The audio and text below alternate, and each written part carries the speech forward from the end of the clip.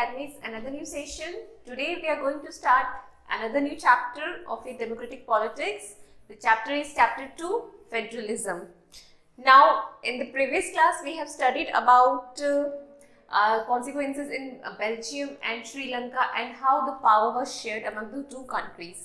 किस तरीके से उन कंट्रीज के जो भी प्रॉब्लम्स थे उन कंट्री की गवर्नमेंट ने कुछ ऐसे पॉलिसीज वो लोग लेकर आए कि वो जो भी प्रॉब्लम्स थी वो उन्होंने सॉर्ट आउट की. कई जगह सॉर्ट आउट हुई, कई जगह सॉर्ट आउट नहीं हुई. तो वहां पे हमने एक कंसेप्ट देखा था and that concept was horizontal and vertical division. ये दोनों चीजें जो है हमने पावर शेयरिंग में देखी थी, किस तरीके से पावर शेयरिंग वहां पे हो रही थी. ठीक है, अब इससे रिलेटेड नई क्या चीज बनती है, वर्टिकल जो डिवीजन है इसका और फेडरलिज्म का क्या रिलेशन है, ये चीज जो है हम इस चैप्टर में देखेंगे. बेसिकली फेडरलिज्म क्या होता है, इसकी क्या क्या कॉन्सिक्वेंसेस है, किस वजह इंडिया में फेडरलिज्म कैसे क्या रोल प्ले कर रहा है, क्या इंपॉर्टेंस है फेडरलिज्म का, ये सारी चीजें जो है हम अब इस चैप्टर में देखेंगे. नाउ टू बिगिन विथ हम फिर से प्रीवियस सेशन के उसमें जाते हैं लेक्चर में और हम याद करते हैं कि हमने देखा था बेल्जियम और श्रीलंका, वहां पे किस वजह से डिविजन्स आए थे. कल्चरल डिफरेंसेस थे, लैंग्वेज डिफरेंसेस थे. पर क्या हुआ था, चेंजेस क्या करे थे बेल्जियम में, क्या चेंजेस आए थे कि बेल्जियम में 1993 के बाद गवर्नमेंट ऐसी पॉलिसीज लेके आया था कि पावर जो था जितने भी ब्लॉक, जितने भी सेपरेट एरियाज थे वहां पे अलग अलग सब यूनिट्स पे पावर इक्वली शेयर कर दिया गया था. ठीक है, अब बेल्जियम की बात करते हैं हम, तो बेल्जियम में पावर शेयरिंग जो है कोई नई चीज नहीं थी. बेल्जियम में हमेशा से दो एरियाज थे. पहला था यूनियन, इसे सेंट्रलिस्ट भी बोल सकते हैं हम. ठीक है, ये और इसके ऑर्डिनेट में एक और लिस्ट थी जो कि स्टेट लिस्ट हुआ करती थी. ठीक है, ये पहले से ही बेल्जियम में हुआ करता था. पर बेसिकली क्या होता था कि जितने भी मैक्सिमम पावर्स थे वो किसके पास होते थे, सेंट्रल गवर्नमेंट के पास थे. कुछ भी कॉन्स्टिट्यूशनल चेंज या कुछ भी अगर कोई किसी भी तरीका चेंज अगर उन लोगों को लेकर आना होता था तो that change was relied only, that changes powers were relied only to the union government. ठीक है, तो स्टेट गवर्नमेंट इंडिपेंडेंट नहीं थे, वो किसके अंडर थे, सेंट्रल गवर्नमेंट के अंडर थे. कोई इंडिपेंडेंट डिसीजन अगर वो लेना चाहते थे तो वो उसके लिए वो लोग रेडी नहीं थे. ठीक है, तो उसके बाद क्या हुआ, देखा कि कॉन्फ्लिक्ट्स बढ़ रहे हैं, लोग नहीं मान रहे हैं, तो उसके बाद जो है वो लोग एक नई चीज लेकर आए कि ठीक है काम करते हैं, यहाँ पे हॉरिजॉन्टल एंड वर्टिकल डिविजन्स जो है कर देते हैं. उससे क्या होगा, जितने भी स्टेट्स हैं उन स्टेट्स में हम क्या करेंगे, पावर जो है शेयर कर देंगे. और पावर इस वे में शेयर करेंगे कि जितने भी दूसरे स्टेट्स हैं वो इंडिपेंडेंट रहे, वो सबऑर्डिनेट नहीं रहे यूनियन या सेंट्रल लेवल के. उनको कोई डिसीजन लेना है तो वो उसके लिए किसी और पे रिलाई नहीं रहे कि अच्छा यहाँ से कुछ बिल पास होगा या ये कोई ड्राफ्ट बनाएंगे, फिर वो ड्राफ्ट हमारे पास आएगा, फिर हम उसके हिसाब से जो है उसके अकॉर्डिंगली हम कुछ एक्शन लेंगे. तो ये सब के लिए वो क्या थे, फ्री थे. उनको ऐसा अगर उन्हें ये लगता था कि यहाँ पे इस एरिया में इस तरह के चेंजेस की जरूरत है तो वो उस तरह का चेंज जो है अपने आसपास के लोगों से, जो भी उनके आसपास ऑफिशियल्स थे उनसे डिस्कस करके फेवरेबल डिसीजन वो लोग ले सकते थे. ठीक है, तो ये सब कब हुआ, 1993 के बाद जो भी पॉलिसीज वहां पे बनाई गई इसके बेसिस पे बेल्जियम क्या हुआ, एक अच्छी गवर्नमेंट बना पाया और जो भी पूरी कंट्री थी वहां पे पीस मेंटेन कर पाया. अब श्रीलंका की बात करें तो श्रीलंकन गवर्नमेंट ने इस तरह की कोई भी एक्शंस नहीं लिए जिसकी वजह से वहां पे क्या जो सिविल वॉर जो था वो ब्रेक आउट हुआ था. ठीक है, तो अब यहाँ पे हम देखेंगे कि किस तरीके से हॉरिजॉन्टल और वर्टिकल डिविजन्स जो है एक इम्पॉर्टेंट रोल प्ले करते हैं किसी भी गवर्नमेंट के फॉर्मेशन में, ताकि कंट्री के जो लोग हैं वो इजीली वहां पे अच्छे से रह सके. अब यहाँ पे क्या होगा, डिविजन किस तरीके से होता है, फेडरलिज्म क्या होता है. तो फेडरलिज्म क्या होता है, जो भी गवर्नमेंट बन रही है, ठीक है, वो गवर्नमेंट पूरी कंट्री में यूनिटरी सिंगल ना होते हुए क्या रहे, डिवाइडेड रहे. ठीक है, कितने पार्ट्स में, 2 पार्ट्स में. ठीक, if the government is divided into 2 parts, first is central and another one is the state. अगर इस तरीके से 2 पार्ट्स में जो है गवर्नमेंट डिवाइडेड है तो आप कह सकते हैं कि in that country federalism is practised. Again federalism सिर्फ यही नहीं है कि दो पार्ट्स में जो है गवर्नमेंट डिवाइड कर देना। यहाँ पे क्या होगा कि गवर्नमेंट जो डिवाइडेड है वो दोनों इंडिपेंडेंट बॉडीज हों, दोनों किसी एक पे रिलाई ना करें कि तुम डिसीजन लेना या तुम डिसीजन लेना। सेंट्रल गवर्नमेंट अपने मैटर्स या अफेयर्स चेकआउट करेगी, स्टेट गवर्नमेंट अपने मैटर्स देखेगी, ठीक है, दोनों एक दूसरे से क्या रहेंगे, इंडिपेंडेंट। अब इंडिया की बात करें तो इन दोनों के साथ साथ इंडिया में एक और चीज होती है, पंचायती सिस्टम। क्योंकि रीजनल डिफरेंसेस बहुत है हमारी कंट्री में, बहुत छोटे छोटे एरियाज हैं, हर एरिया में आपको लैंग्वेज का डिफरेंस दिख जाएगा, कल्चरल डिफरेंस दिख जाएगा, तो उस सबको रूल करने के लिए और कॉन्फ्लिक्ट्स ना हो, कोई भी कॉन्फ्लिक्ट राइज हो रहा हो तो उसको हटाने के लिए एक और सिस्टम की जरूरत थी, वो था पंचायती सिस्टम। तो इस तरीके से जो है 3 सिस्टम्स इंडिया में जो है देखने को मिलते हैं फेडरलिज्म के। अब फेडरलिज्म में जैसे हमने देखा सेंट्रल है, स्टेट है, पंचायती सिस्टम है, तो तीनों की इंडिपेंडेंट वर्क प्लेसेस होंगी कि हमें यही काम करना है, वर्किंग रिस्पॉन्सिबिलिटीज होंगी कि इन चीजों को हमें देखना है। जैसे सबसे पहले हम सेंट्रल गवर्नमेंट की बात करते हैं, सेंट्रल गवर्नमेंट किन किन चीजों पे ध्यान रखेगी, फॉरेन मिनिस्ट्री है, किसी और कंट्री से लड़ाई है या जो भी है उससे किस तरीके से रिलेशंस मेंटेन करने हैं, करेंसी जो है वो पूरी कंट्री में यूनिफॉर्म हो उस चीज को देखना, बजट बनाना, ये सारी चीजें किसके लिए रहेंगी, सेंट्रल गवर्नमेंट के लिए। क्या क्या फॉरेन पॉलिसीज हैं वो मेंटेन करके रखना, ये सारी चीजें जो है सेंट्रल गवर्नमेंट देखता है। इसके बाद स्टेट गवर्नमेंट की बात करें तो स्टेट गवर्नमेंट अपने स्टेट से रिलेटेड जो भी डेवलपमेंट होगा, रोड्स की प्रोजेक्ट, या फिर अगर हम बात करें वहाँ पे स्कूल्स किस तरीके से होने चाहिए, हेल्थ फैसिलिटीज क्या मिलनी चाहिए, ये सारी जो फैसिलिटीज होंगी वो स्टेट गवर्नमेंट देखेगा। और इसी के कॉन्ट्रास्ट में देखें तो क्या होगा, पंचायती सिस्टम होगा कि पंचायती सिस्टम में जो भी उनका पर्टिकुलर एरिया होगा, छोटा सा रीजन होगा, उस रीजन में किस तरीके से काम करवाना है, educational, health facilities, road facilities, development basically कैसे देखना है अपने एरिया में, वो इस पंचायती सिस्टम का काम होगा। ऐसा नहीं है कि सेंट्रल और स्टेट बिल्कुल इंडिपेंडेंट हो जाएंगे, यहाँ पे सेंट्रल गवर्नमेंट को लगता है कि स्टेट गवर्नमेंट में यही चीजें चाहिए, होनी चाहिए, तो कई बार कुछ एक्शन सेंट्रल गवर्नमेंट उस रिस्पेक्टेड स्टेट के लिए भी ले सकती है। अब आगे हम फेडरलिज्म के क्या क्या एस्पेक्ट्स हैं और किस तरीके से फेडरलिज्म किन किन प्रिंसिपल्स पे काम करता है वो देखते हैं। सो डियर स्टूडेंट्स, अभी तक हमने देखा फेडरलिज्म की डेफिनेशन क्या है। तो federalism is a form of government in which the government is divided into 2 types of government. First is the central government and the another one is the state government, and both the governments are independent in their jurisdictions.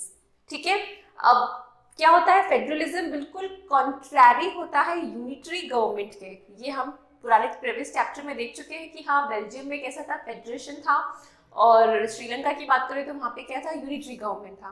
ठीक है, अब federalism की definition हमें पता चल चुकी है कि हाँ, ऐसा होता है कि गवर्नमेंट के जो पावर्स होते हैं, जो गवर्नमेंट होती है वो 2 पार्ट्स में डिवाइडेड होती है। ये by definition we can write this, ठीक है, and this is the definition question which could be asked in your exams की define federalism and what is federalism.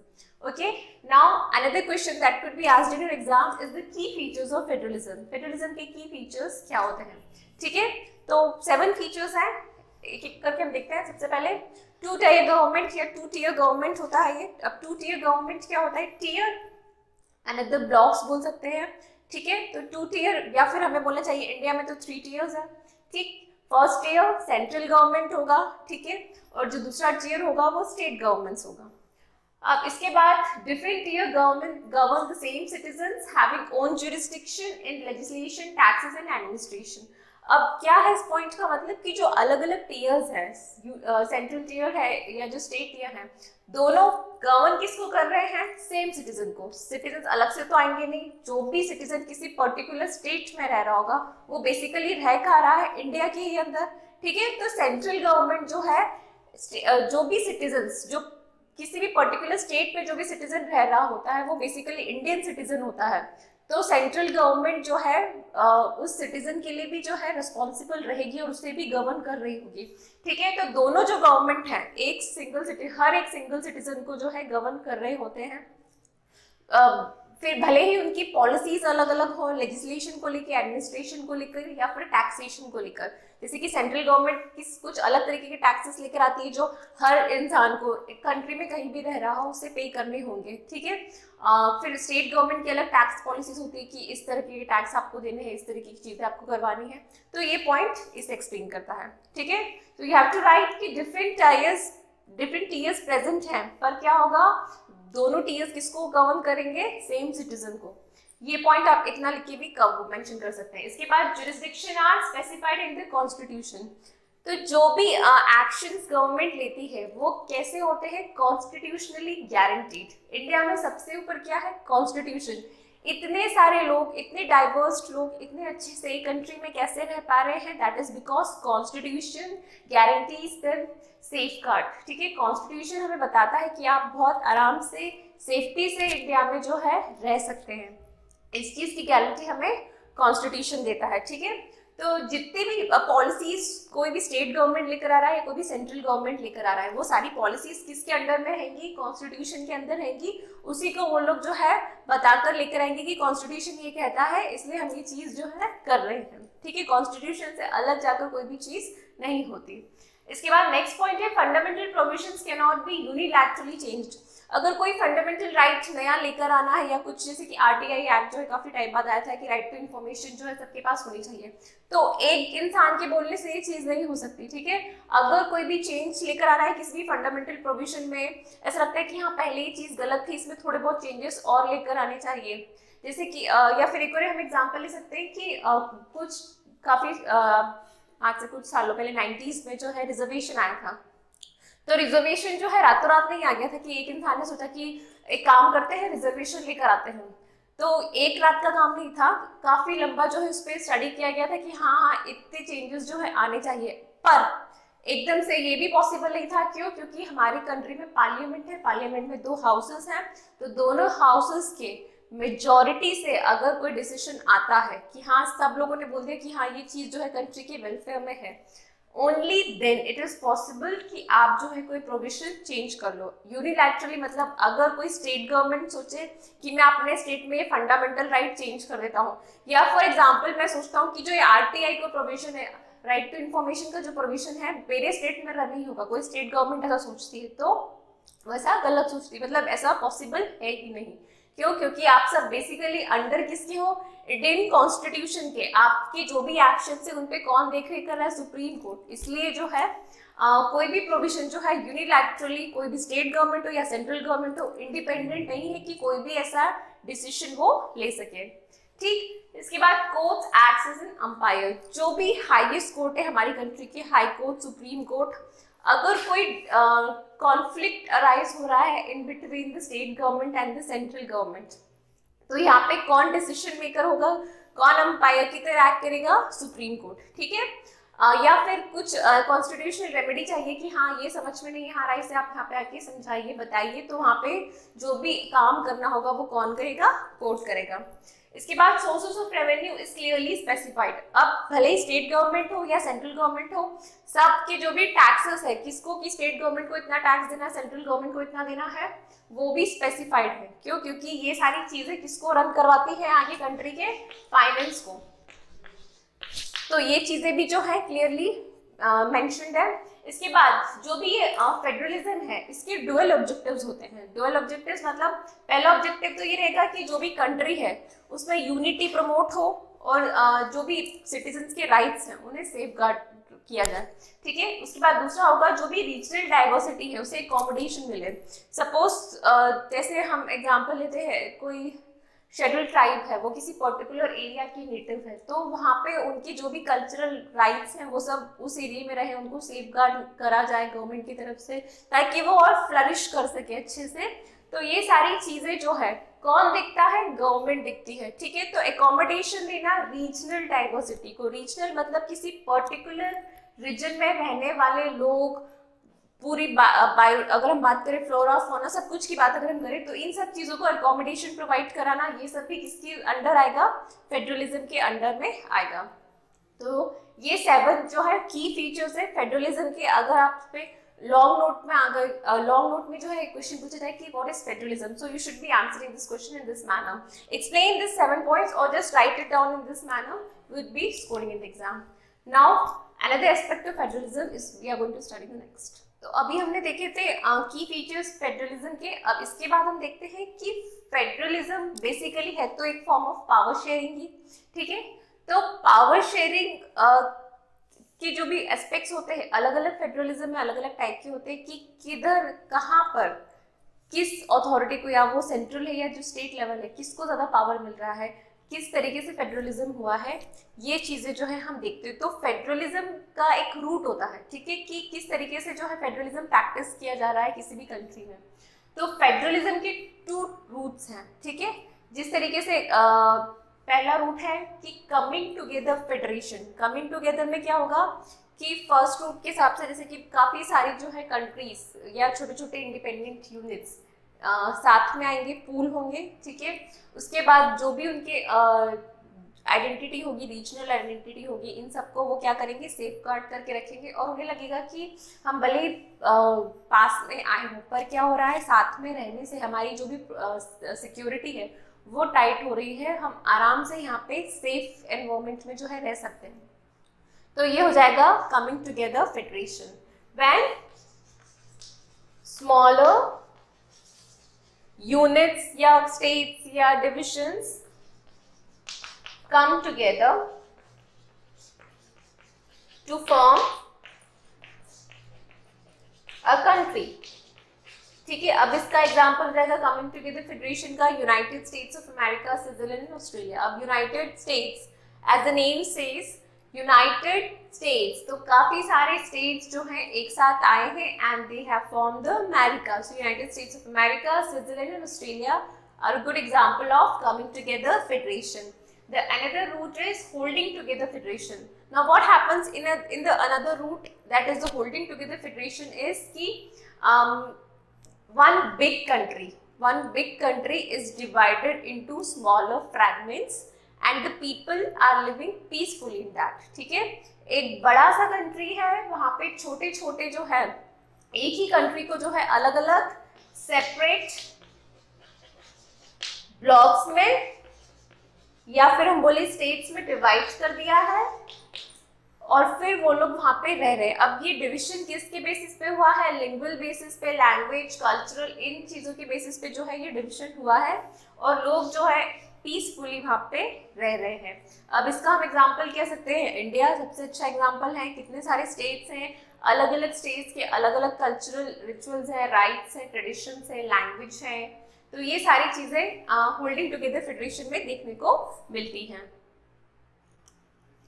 तो ये होल्डिंग टुगेदर फेडरेशन में क्या होगा कि कंट्री या जो नेशन होगा ये डिसाइड करेगा खुद कि जो भी पावर है वो 2 फॉर्म्स में जो है डिवाइड किया जाए, एक सेंट्रल फॉर्म में और डिफरेंट पावर्स स्टेट फॉर्म में, ठीक है।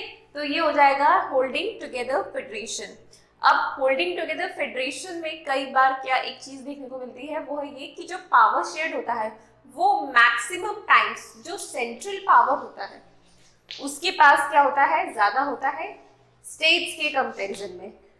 ऐसा बेसिकली इसलिए भी हो सकता है क्योंकि सेंट्रल जो है मेन अथॉरिटी होती है। अगर आपकी कंट्री में कोई आ रहा है तो वो इंडिविजुअल स्टेट्स पे नहीं जाएगा देखने के लिए, वो सबसे पहले क्या देखेगा, या हम अपनी फैमिली कंसिडर करते हैं, हम एज अ फैमिली जब हमारे घर में रहते हैं, कोई एक्सटर्नल हमारे घर में कोई गेस्ट हमारे घर में आता है तो सबसे पहले एज अ हेड वो किससे मिलता है, हमारे घर के जो भी हेड होंगे, हमारे दादाजी होंगे, हमारे पापा होंगे, मम्मी होगी, जो भी बड़ा होगा घर में सबसे पहले वो उसे मिलेगा, ठीक है। वो रिप्रेजेंटेटिव होंगे हमारे घर के किससे भी मिलने के लिए।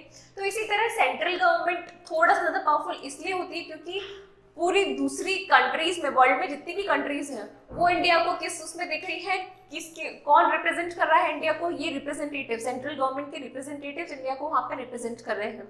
इसलिए फॉरेन मैटर्स वो लोग देख रहे हैं, जो भी फॉरेन पॉलिसी से कहीं लड़ाई हो रहा है किसी कंट्री से, किस तरीके की जो भी अगर हम देखें कि नई नई टेक्निक्स आती है जो भी कंट्री में, ये सारी चीजें, जैसे अभी एक और चीज कंप्यूटर्स की बात करें या आईटी की बात करें तो ये फील्ड जो थी कॉन्स्टिट्यूशन बना था उसके बाद में आई थी, ठीक है। तो अब इसको कैसे किस सेगमेंट में डालें, किसी पंचायती सिस्टम में डालें, किसी स्टेट सिस्टम में डालें, किस में डालें, डेवलपमेंट क्योंकि बहुत अच्छा करवा रहे थे ये, तो इसे किस में डाला गया, सेंट्रल में।